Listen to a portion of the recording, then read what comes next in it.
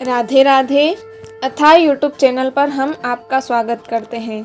बंधुओं, आज पद्म पुराण के सृष्टि खंड का अगला अध्याय हम श्रवण करते हैं। आशा है कल का अध्याय आपको अच्छा लगा होगा और आज का अध्याय तो बहुत ही सुंदर है, जिसमें हमें ऐसी छोटी छोटी जानकारियाँ प्राप्त होगी जो दैनिक जीवन में हमारे काम में आने वाली है। चलिए बिना समय गवाए आज का अध्याय प्रारंभ करते हैं, क्योंकि थोड़ा सा बड़ा है। आज के अध्याय का नाम है नाना प्रकार के व्रत, स्नान और तर्पण की विधि तथा अन्नादि पर्वतों के दान की प्रशंसा में राजा धर्ममूर्ति की कथा। अध्याय का नाम सुनकर ही आप समझ गए होंगे कि आज कौन कौन सी जानकारियां हमें प्राप्त होने वाली है। पुलस्त जी कहते हैं, राजन, ज्येष्ठ पुष्कर में गौ, मध्यम पुष्कर में भूमि और कनिष्ठ पुष्कर में सुवर्ण देना चाहिए। बंधुओं, पुष्कर तीर्थ के बारे में पिछले अध्यायों में विस्तार से वर्णन आया है। यदि आपने पिछले वीडियो नहीं सुने हैं तो सुन लीजिएगा। यही वहाँ के लिए दक्षिणा है। प्रथम पुष्कर के देवता श्री ब्रह्मा जी, दूसरे के भगवान श्री विष्णु तथा तीसरे के श्री रुद्र हैं। इस प्रकार तीनों देवता वहाँ पृथक पृथक स्थित है। अब मैं सब व्रतों में उत्तम महापातक नाशक नामक व्रत का वर्णन करता हूँ। यह भगवान शंकर का बताया हुआ व्रत है। रात्रि को अन्न तैयार करके कुटुंब वाले ब्राह्मण को बुलाए और उसे भोजन कराकर एक गौ, सुवर्णमय चक्र से युक्त त्रिशूल तथा 2 वस्त्र, धोती और चद्दर दान करें। जो मनुष्य इस प्रकार पुण्य करता है वह शिवलोक में जाकर आनंद का अनुभव करता है। यही महापातक नाशन व्रत है, जो एक दिन एक भक्त व्रती रहकर एक ही अन्न का भोजन कर दूसरे दिन तिलमयी धेनु और वृषभ का दान करता है, वह भगवान शंकर के पद को प्राप्त होता है। यह पाप और शोकों का नाश करने वाला रुद्र व्रत है। जो 1 वर्ष तक एक दिन का अंतर दे रात्रि में भोजन करता है तथा वर्ष पूरा होने पर नील कमल, सुवर्णमय कमल और चीनी से भरा हुआ पात्र एवं बेल दान करता है, वह भगवान श्री विष्णु के धाम को प्राप्त होता है। यह नील व्रत कहलाता है। जो मनुष्य आषाढ़ से लेकर 4 महीनों तक तेल की मालिश छोड़ देता है और भोजन की सामग्री दान करता है, वह भगवान श्री हरि के धाम में जाता है। यह मनुष्यों को प्रसन्न करने वाला होने के कारण प्रीति व्रत कहलाता है। जो चैत्र के महीने में दही, दूध, घी और गुड़ का त्याग करता और गौरी की प्रसन्नता के उद्देश्य से ब्राह्मण दंपति का पूजन करके उन्हें महीन वस्त्र और रस से भरे पात्र दान करता है, उस पर गौरी देवी प्रसन्न होती है। यह गौरी व्रत भवानी का लोक प्रदान करने वाला है।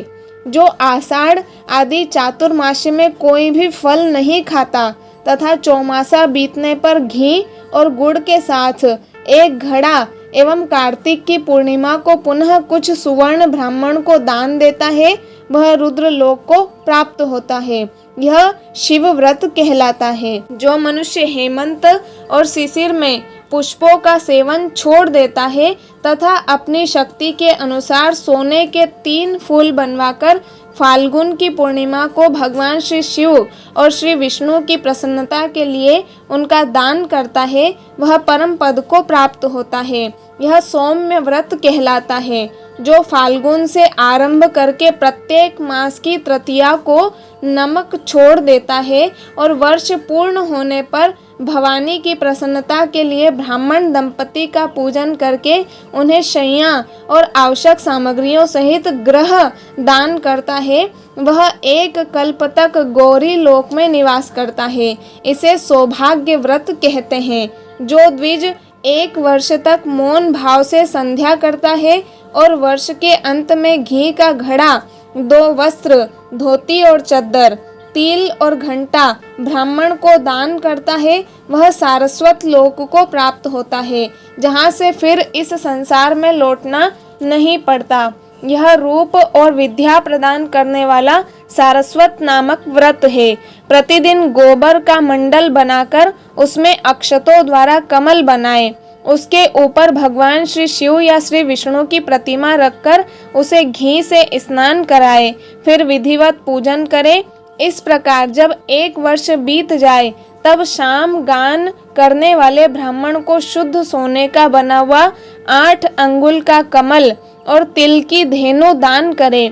ऐसा करने वाला पुरुष शिवलोक में प्रतिष्ठित होता है।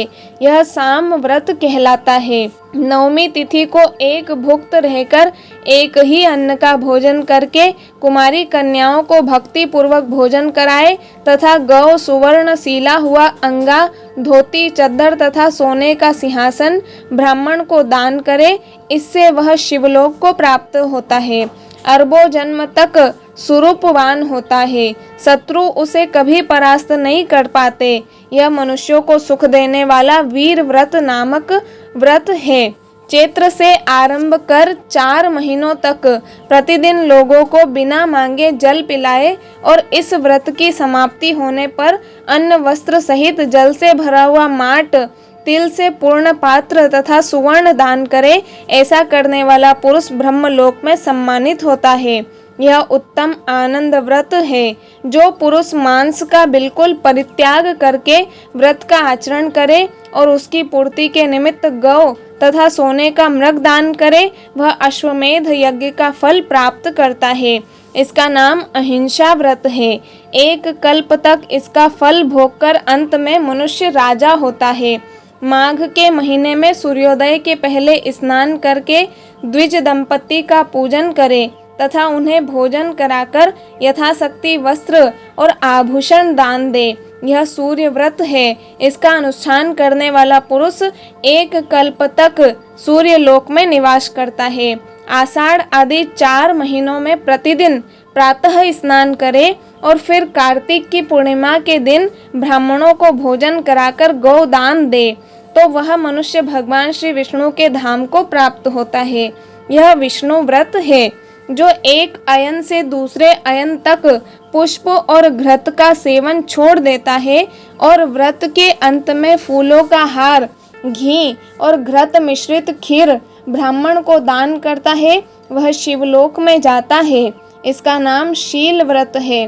जो नियत काल तक प्रतिदिन संध्या के समय दीप दान करता है तथा घी और तेल का सेवन नहीं करता, फिर व्रत समाप्त होने पर ब्राह्मण को दीपक, चक्र, शूल, सोना, धोती और चद्दर दान करता है, वह इस संसार में तेजस्वी होता है तथा अंत में रुद्रलोक को जाता है। यह दीप्ति व्रत है। जो कार्तिक से आरंभ करके प्रत्येक मास की तृतीया को रात के समय गोमूत्र में पकाई हुई जौ की लपसी खाकर रहता है और वर्ष समाप्त होने पर गोदान करता है, वह 1 कल्प तक गौरी लोक में निवास करता है तथा उसके बाद इस लोक में राजा होता है। इसका नाम रुद्र व्रत है। यह सदा कल्याण करने वाला है। जो 4 महीनों तक चंदन लगाना छोड़ देता है तथा अंत में सीपी, चंदन, अक्षत और 2 श्वेत वस्त्र, धोती और चद्दर ब्राह्मण को दान करता है, वह वरुण लोक में जाता है। यह दृढ़ व्रत कहलाता है। सोने का ब्रह्मांड बनाकर उसे तिल की ढेरी में रखे तथा मैं अहंकार रूपी तिल का दान करने वाला हूँ, ऐसी भावना करके घी से अग्नि को तथा दक्षिणा से ब्राह्मण को तृप्त करे। फिर माला, वस्त्र तथा आभूषणों द्वारा ब्राह्मण दंपति का पूजन करके विश्वात्मा की तृप्ति के उद्देश्य से किसी शुभ दिन को अपनी शक्ति के अनुसार 3 तोले से अधिक सोना तथा तिल सहित ब्राह्मण को दान करे। ऐसा करने वाला पुरुष पुनर्जन्म से रहित ब्रह्म पद को प्राप्त होता है। इसका नाम ब्रह्म व्रत है। यह मनुष्यों को मोक्ष देने वाला है। जो 3 दिन केवल दूध पीकर रहता है और अपनी शक्ति के अनुसार 1 तोले से अधिक सोने का कल्प वृक्ष बनवाकर उसे 1 सेर चावल के साथ ब्राह्मण को दान करता है, वह भी ब्रह्म पद को प्राप्त होता है। यह कल्प वृक्ष व्रत है। जो 1 महीने तक उपवास करके ब्राह्मण को सुंदर गौ दान करता है, वह भगवान श्री विष्णु के धाम को प्राप्त होता है। इसका नाम भीम व्रत है। जो 20 तोले से अधिक सोने की पृथ्वी बनवाकर दान करता है और दिन भर दूध पीकर रहता है, वह रुद्रलोक में प्रतिष्ठित होता है। यह धन प्रद नामक व्रत है। यह 700 कल्पों तक अपना फल देता रहता है। माघ अथवा चैत्र की तृतीया को गुड़ की गौ बनाकर दान करे। इसका नाम गुड़ व्रत है। इसका अनुष्ठान करने वाला पुरुष गौरी लोक में सम्मान पाता है। अब परम आनंद प्रदान करने वाले महाव्रत का वर्णन करता हूँ। जो 15 दिन उपवास करके ब्राह्मण को 2 कपिला गौवें दान करता है, वह देवता और असुरों से पूजित हो ब्रह्मलोक में जाता है तथा कल्प के अंत में सबका सम्राट होता है। इसका नाम प्रभा व्रत भी है। जो 1 वर्ष तक केवल एक ही अन्न का भोजन करता है और भक्ष्य पदार्थों के साथ जल का घड़ा दान करता है, वह कल्प पर्यंत शिवलोक में निवास करता है। इसे प्राप्ति व्रत कहते हैं। जो प्रत्येक अष्टमी को रात्रि में एक बार भोजन करता है और वर्ष समाप्त होने पर दूध देने वाली गौ का दान करता है, वह इंद्रलोक में जाता है। इसे सुगति व्रत कहते हैं। जो वर्षा आदि 4 ऋतुओं में ब्राह्मण को ईंधन देता है और अंत में घी तथा गौ का दान करता है, वह परब्रह्म को प्राप्त होता है। यह सब पापों का नाश करने वाला वैश्वानर व्रत है। जो 1 वर्ष तक प्रतिदिन खीर खाकर रहता है और व्रत समाप्त होने पर ब्राह्मण को 1 गाय और 1 बैल दान करता है, वह 1 कल्प तक लक्ष्मी लोक में निवास करता है। इसका नाम देवी व्रत है। जो प्रत्येक सप्तमी को एक बार रात्रि में भोजन करता है और वर्ष समाप्त होने पर दूध देने वाली गौ दान करता है, उसे सूर्यलोक की प्राप्ति होती है। यह भानु व्रत है। जो प्रत्येक चतुर्थी को एक बार रात्रि में भोजन करता और वर्ष के अंत में सोने का हाथी दान करता है, उसे शिवलोक की प्राप्ति होती है।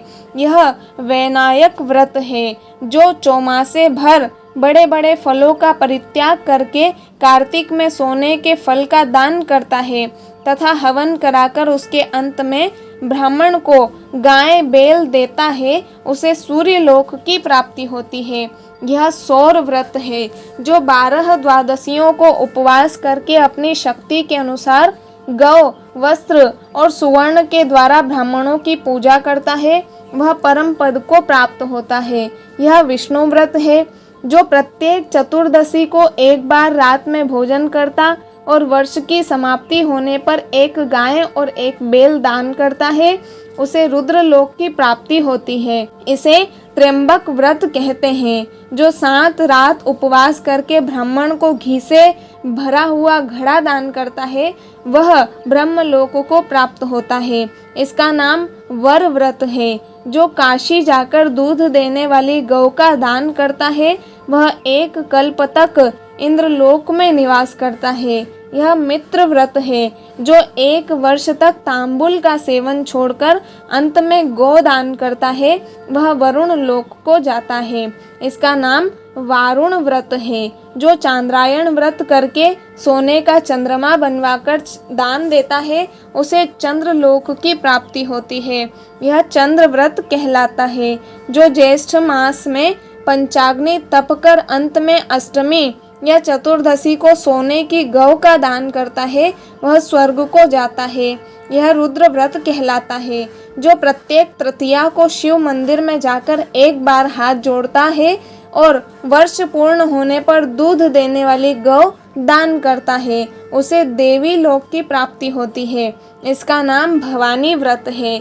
जो माघ भर गीला वस्त्र पहनता और सप्तमी को गौ दान करता है, वह कल्प पर्यंत स्वर्ग में निवास करके अंत में इस पृथ्वी पर राजा होता है। इसे तापक व्रत कहते हैं। जो 3 रात उपवास करके फाल्गुन की पूर्णिमा को घर का दान करता है, उसे आदित्य लोक की प्राप्ति होती है। यह धाम व्रत है। जो व्रत रहकर तीनों संध्याओं में प्रातः, मध्याह्न एवं सायंकाल में भूषणों द्वारा ब्राह्मण दंपति की पूजा करता है, उसे मोक्ष मिलता है। यह मोक्ष व्रत है। जो शुक्ल पक्ष की द्वितीया के दिन ब्राह्मण को नमक से भरा हुआ पात्र वस्त्र से ढका हुआ कांसे का बर्तन तथा दक्षिणा देता है और व्रत समाप्त होने पर गौदान करता है, वह भगवान श्री शिव के लोक में जाता है तथा एक कल्प के बाद राजाओं का भी राजा होता है। इसका नाम सोम व्रत है, जो हर प्रतिपदा को एक ही अन्न का भोजन और वर्ष समाप्त होने पर कमल का दान करता है, वह वैश्वानर लोक में जाता है। इसे अग्निव्रत कहते हैं, जो प्रत्येक दशमी को एक ही अन्न का भोजन और वर्ष समाप्त होने पर 10 गौवें तथा सोने का दीप दान करता है, वह ब्रह्मांड का स्वामी होता है। इसका नाम विश्व व्रत है। यह बड़े बड़े पातकों का नाश करने वाला है। जो स्वयं कन्यादान करता तथा दूसरे की कन्याओं का विवाह करा देता है, वह अपनी 21 पीढ़ियों सहित ब्रह्मलोक में जाता है।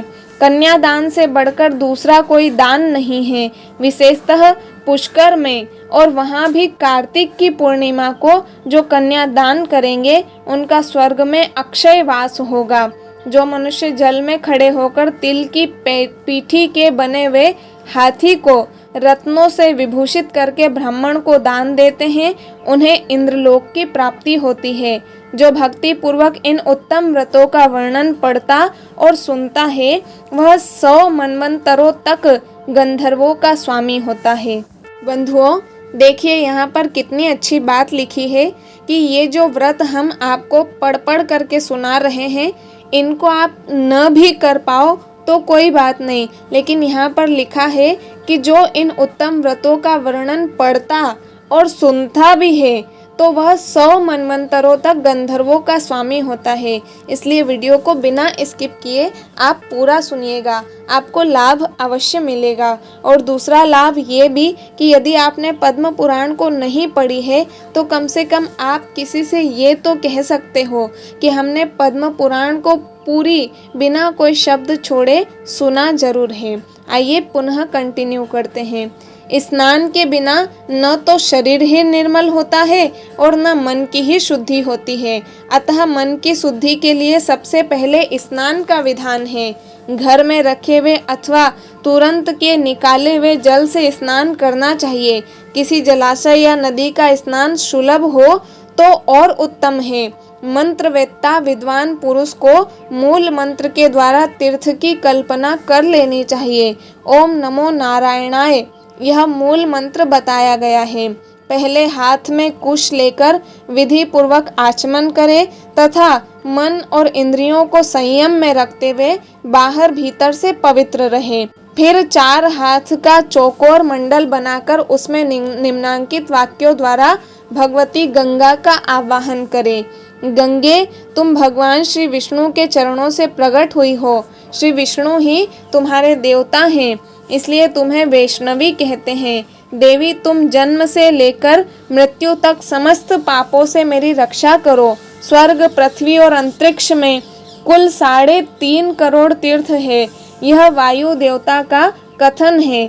माता जानवी, वे सभी तीर्थ तुम्हारे भीतर मौजूद है। देवलोक में तुम्हारा नाम नंदिनी और नलिनी है। इनके सिवा दक्षा, पृथ्वी, सुभगा, विश्वकाया, शिवा, अमृता, विद्याधरी, महादेवी, लोक प्रसादिनी, क्षेमा, जानवी, शांता और शांति प्रदायिनी आदि तुम्हारे अनेकों नाम है। जहाँ स्नान के समय इन पवित्र नामों का कीर्तन होता है, वहाँ त्रिपथ गामिनी भगवती गंगा उपस्थित हो जाती है। 7 बार उपयुक्त नामों का जप करके संपुट के आकार में दोनों हाथों को जोड़कर उनमें जल ले।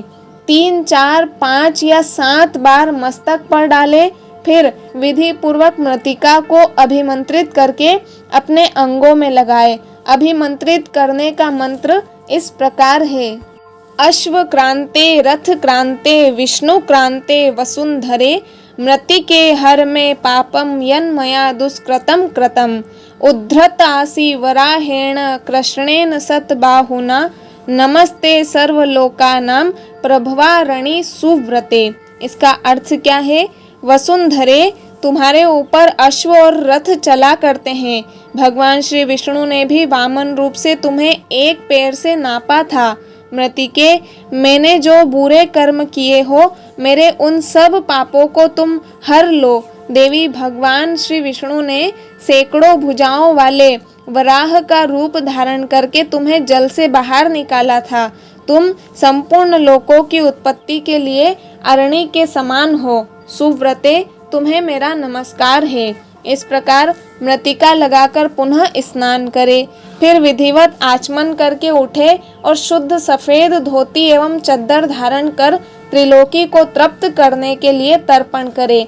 सबसे पहले ब्रह्मा, विष्णु, रुद्र और प्रजापति का तर्पण करे। तत्पश्चात देवता, यक्ष, नाग, गंधर्व, श्रेष्ठ अप्सराएं, क्रूर सर्प, गरुड़ पक्षी, वृक्ष, जंभक आदि असुर, विद्याधर, मेघ, आकाशचारी जीव, निराधार जीव, पापी जीव तथा धर्मपरायण जीवों को तृप्त करने के लिए मैं जल देता हूँ। यह कहकर उन सबको जलांजलि दे। देवताओं का तर्पण करते समय यज्ञोपवीत को बाएं कंधे पर डाले रहे। तत्पश्चात उसे गले में माला की भांति कर ले और मनुष्यों, ऋषियों तथा ऋषि पुत्रों का भक्ति पूर्वक तर्पण करे। सनक, सनंदन, सनातन, कपिल, आसुरी, बोढ़ू और पंचसिख ये सभी मेरे दिए जल से सदा तृप्त हो, ऐसी भावना करके जल दे। इसी प्रकार मरीचि, अत्रि, अंगिरा, पुलस्त्य, पुलह, क्रतु, प्रचेता, वशिष्ठ, भृगु, नारद तथा संपूर्ण देवर्षियों एवं ब्रह्मर्षियों का अक्षत सहित जल के द्वारा तर्पण करे। इसके बाद यज्ञोपवीत को दाएं कंधे पर करके बाएं घुटने को पृथ्वी पर टेक कर बैठे। फिर अग्निश्वात्त, सौम्य, हविष्मान, उष्मप, सुकाली, बहिर्षद तथा आज्यप नाम के पीतरों का तिल और चंदन युक्त जल से भक्ति पूर्वक तर्पण करें। इसी प्रकार हाथों में कुश लेकर पवित्र भाव से परलोकवासी पिता, पितामह आदि और मातामह आदि का नाम, गोत्र का उच्चारण करते हुए तर्पण करे। इस क्रम से विधि और भक्ति के साथ सबका तर्पण करके निम्नांकित मंत्र का उच्चारण करे। ये अबांधवा बांधवा, ये अन्य जन्मनि बांधवाहा, ते तृप्ति मखिला यान्तु, ये अप्यस्मत्तोय कांक्षिणः। जो लोग मेरे बांधव न हो, जो मेरे बांधव हो तथा जो दूसरे किसी जन्म में मेरे बांधव रहे हो, वे सब मेरे दिए हुए जल से तृप्त हो। उनके सिवा और भी जो कोई प्राणी मुझसे जल की अभिलाषा रखते हो, वे भी तृप्ति लाभ करे। ऐसा कहकर उनके उद्देश्य से जल गिराए। तत्पश्चात विधि पूर्वक आचमन करके अपने आगे पुष्प और अक्षतों से कमल की आकृति बनाए। फिर यत्न पूर्वक सूर्य देव के नामों का उच्चारण करते हुए अक्षत, पुष्प और रक्त चंदन मिश्रित जल से अर्घ्य दे। अर्घ्य दान का मंत्र इस प्रकार है: नमस्ते विश्वरूपाय, नमस्ते ब्रह्म रूपिणे, सहस्त्र रसमये नित्यं, नमस्ते सर्व तेजसे, नमस्ते रुद्र वपुषे, नमस्ते भक्त वत्सल पद्मनाभ, नमस्ते अस्तु कुंडलांगद भूषित, नमस्ते सर्वलोकेषु सुप्तांस्तान् प्रतिबुध्यसे, सुकृतं दुष्कृतं चैव सर्वं पश्यसि सर्वदा, सत्यदेव नमस्ते अस्तु प्रसिद्ध मम भास्कर, दिवाकर नमस्ते अस्तु प्रभाकर नमोस्तुते। अर्थात भगवान सूर्य आप विश्व रूप और ब्रह्म स्वरूप हैं। इन दोनों रूपों में आपको नमस्कार है। आप सहस्त्रों किरणों से सुशोभित और सबके तेज रूप हैं। आपको सदा नमस्कार है। भक्त वत्सल रुद्र रूपधारी आप परमेश्वर को बारंबार नमस्कार है। कुंडल और अंगद आदि आभूषणों से विभूषित पद्मनाभ आपको नमस्कार है। भगवान आप संपूर्ण लोकों के सोए हुए जीवों को जगाते हैं। आपको मेरा प्रणाम है। आप सदा सबके पाप पुण्य को देखा करते हैं। सत्यदेव आपको नमस्कार है। भास्कर मुझ पर प्रसन्न होइए। दिवाकर आपको नमस्कार है। प्रभाकर आपको नमस्कार है। इस प्रकार सूर्य देव को नमस्कार करके 3 बार उनकी प्रदक्षिणा करें। फिर द्विज, गौ और सुवर्ण का स्पर्श करके अपने घर में जाए और वहां भगवान की पावन प्रतिमा का पूजन करें। तदंतर भगवान को भोग लगाकर बलि वैश्वदेव करने के पश्चात पहले ब्राह्मणों को भोजन करा, पीछे स्वयं भोजन करे। इस विधि से नित्य कर्म करके समस्त ऋषियों ने सिद्धि प्राप्त की है। पुलस्त जी कहते हैं, राजन, पूर्व काल की बात है। बृहत नामक कल्प में धर्ममूर्ति नाम के एक राजा थे, जिनकी इंद्र के साथ मित्रता थी। उन्होंने सहस्त्रों दैत्यों का वध किया था। सूर्य और चंद्रमा भी उनके तेज के सामने प्रभाहीन जान पड़ते थे। उन्होंने सैकड़ों शत्रुओं को परास्त किया था। वे इच्छानुसार रूप धारण कर सकते थे। मनुष्यों से उनकी कभी पराजय नहीं हुई थी। उनकी पत्नी का नाम था भानुमति। वह त्रिभुवन में सबसे सुंदरी थी। उसने लक्ष्मी की भांति अपने रूप से देव सुंदरियों को भी मात कर दिया था। भानुमति ही राजा की पटरानी थी। वे उसे प्राणों से भी बढ़कर मानते थे। एक दिन राजसभा में बैठे हुए महाराज धर्ममूर्ति ने विस्मय विमुग्ध हो अपने पुरोहित मुनिश्रेष्ठ वशिष्ठ को प्रणाम करके पूछा, भगवान, किस धर्म के प्रभाव से मुझे सर्वोत्तम लक्ष्मी की प्राप्ति हुई है? मेरे शरीर में जो सदा उत्तम और विपुल तेज भरा रहता है, इसका क्या कारण है? वशिष्ठ जी ने कहा, राजन, प्राचीन काल में एक लीलावती नाम की वेश्या थी, जो सदा भगवान शंकर के भजन में तत्पर रहती थी।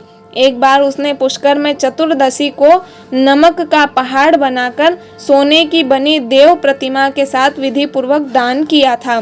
शुद्ध नाम का एक सुनार था, जो लीलावती के घर में नौकर का काम करता था। उसी ने बड़ी श्रद्धा के साथ मुख्य देवताओं की सुवर्णमयी प्रतिमाएं बनाई थी, जो देखने में अत्यंत सुंदर तथा शोभा संपन्न थी।